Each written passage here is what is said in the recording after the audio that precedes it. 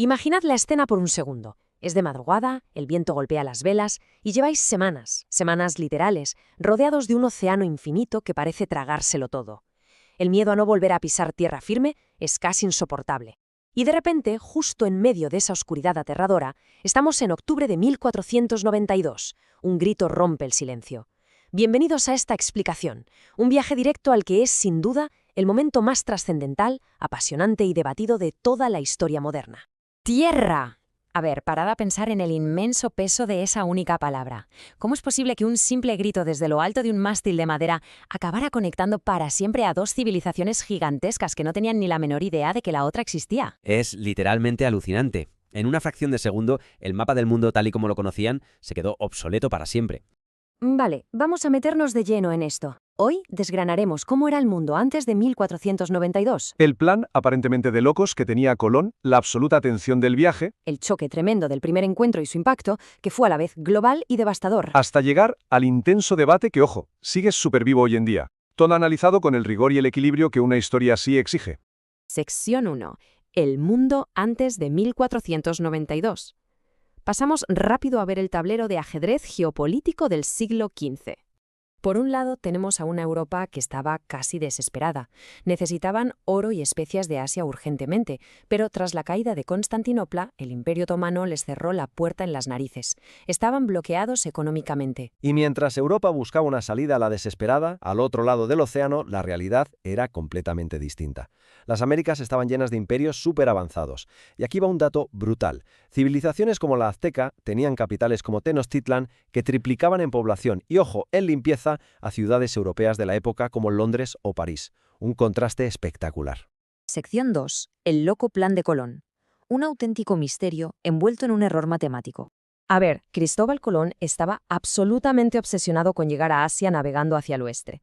Se pasó años tocando puertas y siendo rechazado tanto en Portugal como en Castilla. Exacto. Y algo que muy poca gente sabe es que los eruditos de la época no rechazaron a Colón porque creyeran que la Tierra era plana. Para nada. Esa es una leyenda urbana. Ellos ya sabían perfectamente que la Tierra era esférica. Lo rechazaron porque calcularon, y con toda la razón del mundo, que las matemáticas de Colón eran un auténtico desastre. Así es, él juraba que Asia estaba muchísimo más cerca. Si no se llega a topar con un continente entero por pura casualidad, el viaje habría sido una catástrofe en medio de la nada. Tercera parte, el viaje, rumbo a lo totalmente desconocido. Contra todo pronóstico, consigan la financiación, firman las capitulaciones de Santa Fe y la expedición zarpa de Palos el 3 de agosto. 90 hombres hacia el abismo. Y pasan las semanas, miran al horizonte y el agua no cambia. No hay pájaros, no hay tierra, el miedo se convierte en pánico absoluto.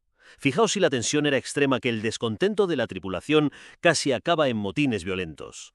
Estaban al límite de su cordura cuando, por fin, esa madrugada del 12 de octubre, ocurre el milagro. Y ven tierra. Cuarta parte, el encuentro, el choque frontal de dos mundos. Ese primer contacto en las islas del Caribe tuvo que ser asombroso. Dos humanidades mirándose a los ojos por primera vez, con una confusión tremenda. Colón, que seguía empeñado en sus cálculos, los llamó indios. Y lo que hace este momento tan fascinante y complejo es leer los propios diarios de Colón. Él mismo dejó escrito que los indígenas taínos con los que se encontró eran personas increíblemente pacíficas, de gran corazón y muy generosas.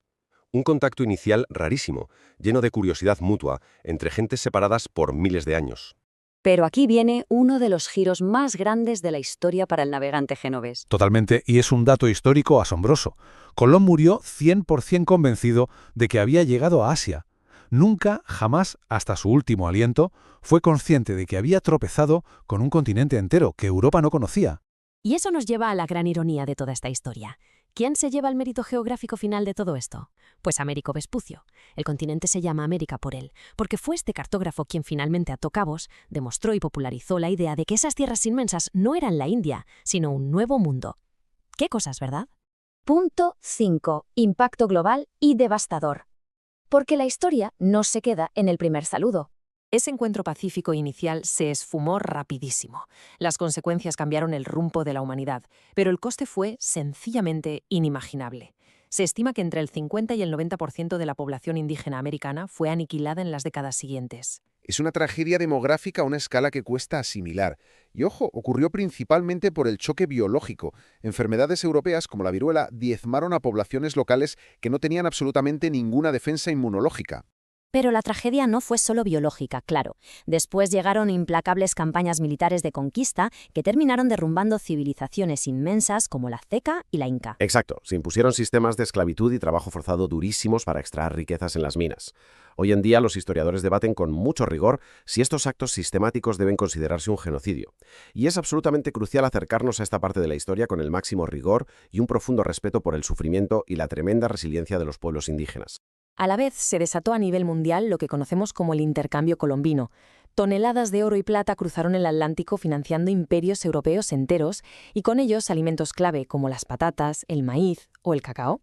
Fijaos en esto, es una locura pensar que la famosa cocina tradicional italiana no tenía tomates antes de 1492, no existían allí, y a la inversa a América llegaron los caballos, las vacas y las enfermedades que comentábamos.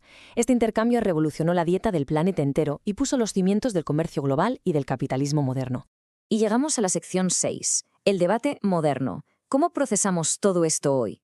A ver, 1492 no es historia antigua aparcada en un estante, es un legado muy vivo. Fijaos en cómo nombramos el 12 de octubre. Por un lado, usar términos como el Día de la Hispanidad o Día del Descubrimiento pone el foco en el logro y la herencia cultural europea. Claro, pero por otro lado, hay países y comunidades que prefieren enfoques como el Día de la Raza, el Encuentro de dos Mundos o movimientos enteros que conmemoran activamente la resistencia indígena. Hay un debate social vibrante, lo vemos hasta en las noticias con el tema de las estatuas de Colón en las plazas. Entender de forma imparcial todas estas perspectivas es vital para comprender las tensiones de nuestra propia sociedad actual. Al poner en la balanza la innegable audacia de ese viaje marítimo y la cruda devastación que trajo la conquista, nos chocamos de frente con una de las polémicas culturales más intensas de nuestro tiempo. Y por eso queremos dejaros una pregunta potente sobre la mesa, para que le deis una vuelta. Viendo el impacto monumental de todo lo que ocurrió, ¿creéis que España debería pedir perdón oficialmente por la conquista de las Américas? Es una reflexión muy profunda. Os invitamos a dejar vuestras opiniones y debatir en los comentarios, siempre manteniendo el respeto mutuo, la curiosidad y el rigor. Gracias por acompañarnos en esta explicación y nos vemos en la próxima.